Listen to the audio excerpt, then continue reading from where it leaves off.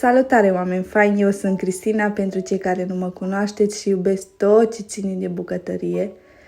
Împreună cu voi vreau să fac cele mai bune, cele mai gustoase paste cu creveți, o bunătate și mai am o rugăminte foarte mare la voi, m-ar ajuta tare mult dacă mi-ați lăsat o părere sinceră sau o inimioară în comentarii. Vă mulțumesc! Și haideți să nu mai lungim atâta și să trecem la treabă.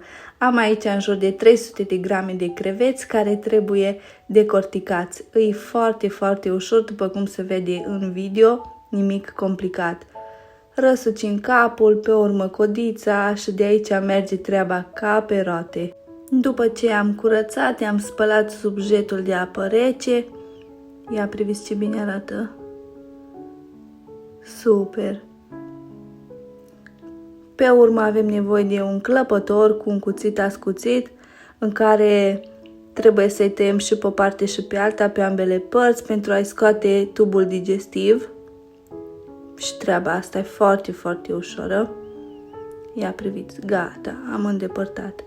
Pe urmă i-am pus într-o tigaie cu ulei de măsline, i-am lăsat 5 minute și pe o parte și pe alta. Între timp mi-am pus apă, sare și pastele astea în formă de scoici care arătau foarte, foarte bine la fiert.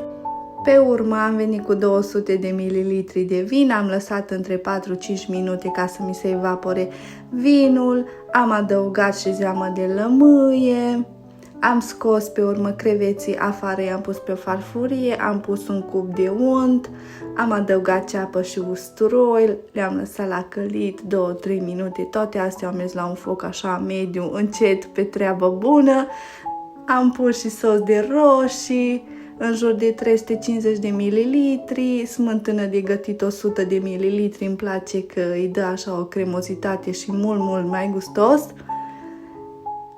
Am adăugat sare și piper după gust, am pus creveții, am mai lăsat încă 7-8 minute să fiarbă toate așa împreună, să se combine toate gusturile. Am venit cu pastele, cu pătrunjel verde tocat și cam asta e toată treaba. Dacă v-a plăcut, lăsați-mă o inimioară în comentarii. Doamne ajută! Pupici!